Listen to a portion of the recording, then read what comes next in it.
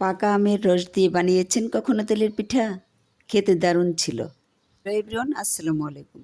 আশা করি আপনারা সবাই ভালো আছেন। আমি আজকে বানিয়ে দেখাবো পাকা আমের তেলের পিঠা। আমি এখানে তেলের পিঠার বেটারটা গুলানোর জন্য চালের গুঁড়া নিয়েছি 1 কাপ। আমি এখানে ময়দা নিয়েছি 1/2 কাপ। আপনারা এখানে ইচ্ছা করলে রেগুলার রুটি খাওয়ার আটাটাও দিয়ে দিতে পারেন।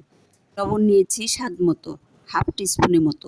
1 কাপের একটু কম নিয়েছি আমের রস। এটা আমের থেকে যতটা আমের রস হয়েছে সেটাই নিয়েছি। তো আম এখানে মিষ্টি ছিল, তাই 1 কাপ পরিমাণ গুড় দিয়েছি। আপনারা এখানে ইচ্ছা করলে গুড়ের বদল চিনিও দিয়ে দিতে পারেন। এখন সবগুলো উপকরণ ভালোভাবে মাখিয়ে নিয়েছি। তারপর অল্প একটু কুসুম গরম পানি দিয়ে সবগুলো উপকরণ ভালোভাবে মিক্সড করে নিচ্ছি। গুড়ের দলাগুলো একটু একটু করে ভেঙে ভেঙে দিচ্ছি আর দিয়ে ভালোভাবে ফেটিয়ে নিচ্ছি। একটু বেশি লিকুইড হয়ে গেছে, এই জন্য আর একটু ময়দা দিয়ে দিচ্ছি। এভাবে হাত দিয়ে ফেটিয়ে ফেটিয়ে মসৃণ একটা ড্রো তৈরি করে নিয়েছি।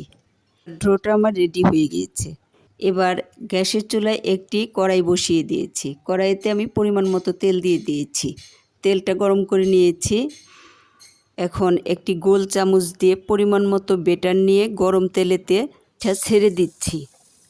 তারপর উল্টে পাল্টে ভেজে নিচ্ছি। পাকা আমের এই রস দিয়ে এই পোয়া পিঠাটা কত মজা হয়। এই সিজনে এটা না বানালে বুঝবেন না, এত টেস্টি হয়। এভাবে বানালে পাকা আমের রসের ফুলকো ফুলকো পোয়া পিঠা বা তেলের পিঠা।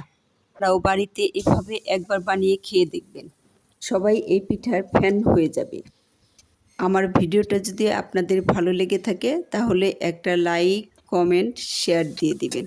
যারা আমার ফেসবুক পেজ থেকে দেখছেন তারা কাইন্ডলি আমার ফেসবুক পেজটাকে ফলো দিয়ে দিবেন। আর যারা ইউটিউব চ্যানেল থেকে দেখছেন তারা আমার ইউটিউব চ্যানেলটাকে সাবস্ক্রাইব করে দিবেন প্লিজ। আগামীতে আরও ভালো ভালো রেসিপি পেতে ফেসবুক পেজ বিথিস লাইফস্টাইল আর ইউটিউব চ্যানেল বিথিস কিচেনের সাথেই থাকবেন।